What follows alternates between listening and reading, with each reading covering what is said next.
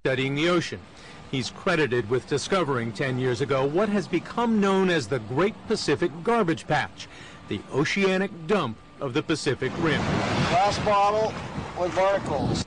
The garbage patch is created by the Pacific currents, carrying refuse from North America, Asia, and the islands, then concentrating it into a continent-sized swirl of flotsam, estimated to contain 3.5 million tons of junk, 80% of it plastic. Moore has focused his study on an area twice the size of Texas, about 1,000 miles from North America. Sailing his research catamaran, Algeta, Moore and a small crew drag a trawling device through the garbage patch to study the content of ocean water. And what they find, he describes as a plastic soup, more plastic in some waters than plankton, the basic food organism of the ocean. It has a few insects in it, like halibates. It has some zooplankton, but overwhelmingly what we're seeing here are plastic particles. The ocean has become a plastic soup. This is the soup. The problem with plastic in particular is that it doesn't quite float and doesn't sink either. Sunlight and salt water slowly break it down until bags become shreds and hard objects break down to multicolored chips. This is the new beach sand that we're seeing throughout the Pacific Islands. It's a sand made of plastic. And is there any real sand mixed in here? I see a little bit, yeah. There's a tiny bit of volcanic origin sand and coral. Formerly, we got sand by breaking down rock and coral. Now we're getting sand by breaking down plastic. You're going to want to come to port. Starboard engine reverse. Some of it comes from ships. Got it. Fishing floats, a styrofoam buoy. But the vast majority of plastic garbage in the ocean comes from land. Bottles and cups dropped in the street, washed by rain into the storm sewer, into the rivers, and eventually the ocean. The ocean's downhill from everywhere. Things blow and drift into the ocean. They degrade into these particles and then become part of the ocean's load. And the consequences of this are currently unknown. They do know some obvious consequences. This is a jellyfish fouled and caught in rope. Birds and sea life take the plastic for food. Here I'm seeing something that appears to be a jellyfish. If I was a turtle, I would think that's probably a jellyfish. But that's a plastic bag. But it's a balloon, maybe.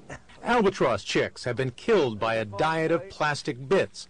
And there's a question of what happens when the plastic breaks down even further. The bigger chips turn to smaller chips, and we eventually get dust. Our concern is that this dust then goes to the molecular level and invades the entire food web in the ocean. On a recent cruise inside Long Beach Harbor, Moore and his crew used simple fishing nets to dredge up plastic waste headed out into the Pacific. Jerky, plenty of jerky bags, and power bars. Looks like a power bar. Yep, there's a granola bar. And the Ziploc baggies won't stop. Look at these Ziploc baggies, one after the other. Moore says the level of ocean trash is only increasing, a reflection of ever more disposable packaging. He tracks the trends not at the store, but in the ocean. The metallized chip bags, you know, it's much easier to keep freshness in potato chips if you put a thin coating of metal on the inside of the bag. As soon as that started happening, we started finding these metallized chip bags out in the ocean. The Algeta returned from its most recent voyage with its rigging strung with found objects. Moore just hates to leave the junk floating out there. This is stuff that was collected by Captain Moore and the crew. He turns his findings over to the Sea Lab in Redondo Beach, which analyzes the content and concentration of plastic in the water. No matter whether you're studying the surface, 10 meters, 30-meter samples, or 100-meter samples, every sample that we've looked at in the Pacific Ocean has had plastic in it. It's all suspended through the depth of the water. Correct. They even find what are called nurdles, pellets of unmanufactured plastic. Another pre-production plastic pellet. Spilled on factory lots and railway sidings, washed to the ocean. The levels are increasing. The amount of packaging is increasing. The throwaway concept of living is proliferating, and it's showing up in the ocean. He offers no hope of cleaning it up. Straining the ocean for plastic would be beyond the budget of any country, and it might kill untold amounts of sea life in the process.